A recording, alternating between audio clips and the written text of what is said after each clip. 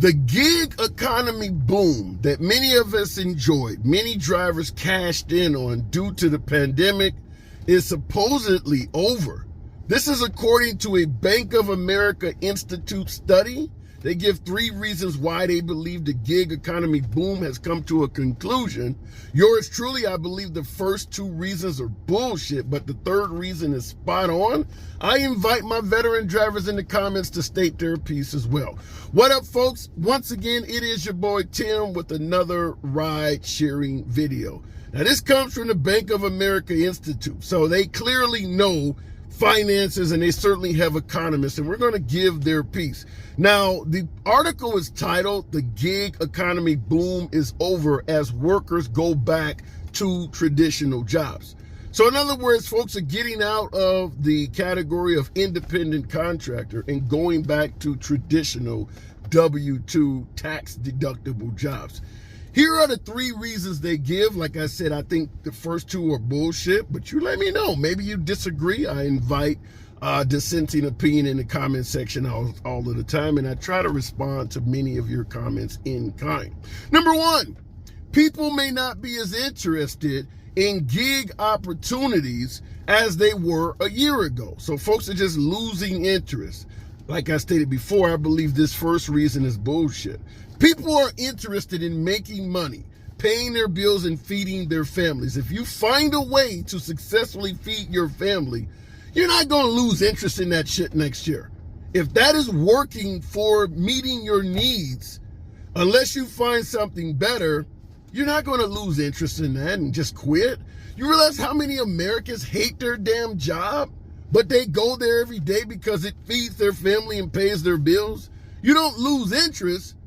It gets to a point where maybe it doesn't meet your needs and you may leave. Maybe you find something better and that'll make you branch out, but you don't just lose interest and get the hell out of a job if you don't have something else to replace it with. So I totally disagree that the boom is over because folks are just losing interest in ride sharing or losing interest in food delivery. In fact, I would state just the opposite. I believe a hell of a lot of us that are in ride sharing or food delivery really enjoy what we do. So I would disagree with that completely. Number 2, per their economist Anna Zhu, the reversal is partly because of weaker consumer demands for some services. As I stated before, I totally disagree with their first 2 reasons. This economist is suggesting that the boom is over because there is weaker demand for the services of us in gig worker. I would ask you folks, my veteran drivers, whether you deliver food or you are an Uber or Lyft driver, have you seen a reduction of work in your market? Now, some markets are saturated, but do you believe in your personal market there are fewer passengers, fewer food orders than there used to be? Because this economist is stating that there is a weaker consumer demand for our services. In my market, there are plenty of trips. If you log in to Uber or you log in to Lyft, you're gonna get a trip within a minute or 2 most of the day, particularly during the work hours and on the weekends. There's no shortage of passengers. Now in your market, maybe that's different. So let me know what you guys think, because they're suggesting that's one reason why people are getting out of the gig economy. Number 3, I do believe this resonates because it addresses the elephant in the room, at least one of them. There are 3 major issues we often complain about as rideshare drivers and folks in the gig economy. One being the obvious, pay. Most drivers, food delivery service, most people are not happy with the pay. Overwhelmingly unhappy with the pay. Number 2 is safety. I am sick of doing videos, but I believe the folks should know, but I'm sick of doing videos of drivers being assaulted, carjacked, and up to losing their lives. I'm working on a story right now of a driver losing his life simply trying to get passengers from point A to point B. It's happening too much. So pay, safety, and then, of course, lack of transparency from the company, whether it's wrongful deactivations, whether it's not being truthful with wages and things like that. So pay, safety, and transparency are the 3 predominant complaints coming from folks in the gig economy towards many of these companies. Here is their third reason. But this could also be due to attractive wage growth in traditional jobs per their report. I believe that's spot on, and I'll tell you why. Before the pandemic, we're talking 2018, we're talking most of 2019. I believe COVID started happening in this country around November, December of 2019. So if you go back before COVID and you look at the wages of jobs in America, particularly entry-level jobs that many of us in ride sharing have done, service-level jobs, whether working in restaurants, hospitality, things like that. Minimum wage jobs in America paid between $8 to $12 per hour, depending on what state, where the hell in the nation you live. But most minimum wage jobs going back 2018, 2019 would have started you around $8 to $12 an hour. Now in 2023, after the pandemic, post-pandemic, those same jobs are starting you out $14 to $20 per hour. Once again, depending on where the hell in the country you live. But I've done videos showing signs, McDonald's hiring $20 an hour, Wendy's $19 an hour, burger flipper jobs paying $35,000 to $40,000 per year starting.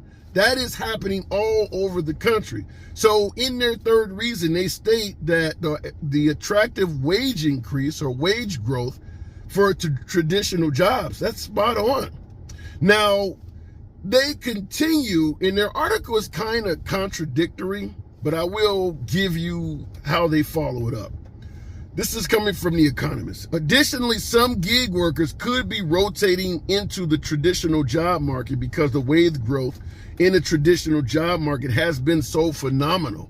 And that does back up what I just stated. If you were earning $12 per hour before the pandemic, and that you had to quit that job because they shut down due to COVID, but now they're back open and that same $12 an hour job is hiring and they're paying $18 an hour, that is a phenomenal increase in wage. So if you quit due to the pandemic, when you started being an Uber or Lyft driver, and your old job is hiring folks back, but they're paying $6 an hour more, which is a 50% increase in pay, you're damn right that might be attractive to some former employees. But here is the icing on the cake as to why that would be super attractive to anyone that left their regular job during the pandemic and went into gig work. In conclusion, the article states, by contrast, we saw no meaningful increase in the average monthly income from gig platforms. Based on Bank of America internal data, in February 2023, average monthly gig income deposited into consumer accounts was actually slightly lower than the 2019 average. Now, this is coming from one of America's largest banking institutes. So if you work for DoorDash, you work for Uber Eats, Uber or Lyft, and you're having your pay deposited into your Bank of America account, they're looking at the data for what us folks in the gig economy were earning in 2019. And based on their own damn records, their reports suggest we're making less in 2023. They're looking at drivers and saying you were getting bigger deposits in your account in 2023 than you are in 2019.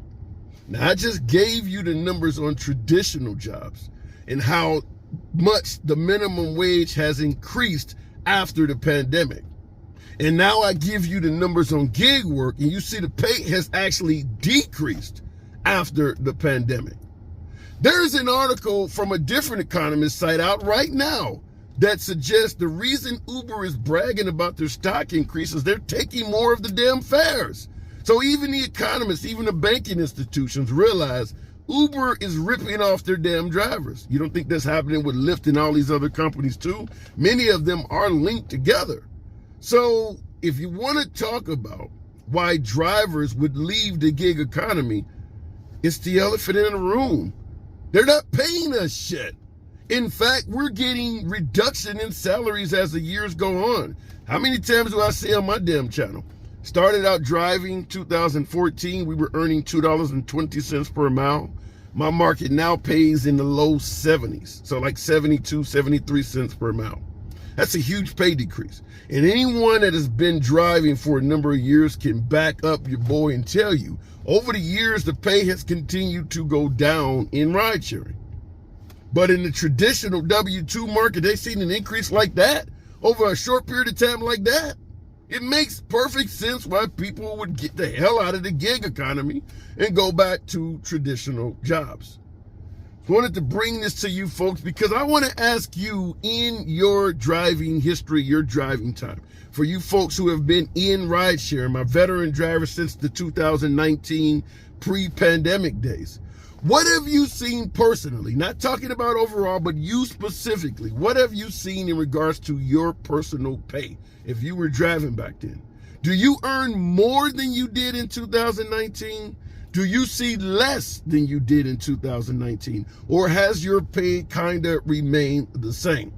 Now, answering that question, if you've seen an increase or decrease, did surge pricing, earnings guarantees, and other incentives have anything to do with why you've seen more pay or less pay? If you look at your numbers based on average pay per mile, without any of the incentives, what has happened in your market? Let's say in 2019, you were making $1 per mile. Has that $1 per mile went up, went down, or remained the same? I'd be curious to know, because every market in rideshare, every market in food delivery, every market in the gig economy is different. So can certainly help out newer drivers, prospective drivers looking to get into this shit, give them information on what has been going on. Because now we're talking a span of about, 4 years, 2019, 2023, 4 to 5 years we're looking at. Anyhow, I look forward to seeing your comments. I do appreciate the participation. It's been pretty good in the comment section. As always, I try to get to as many comments as possible.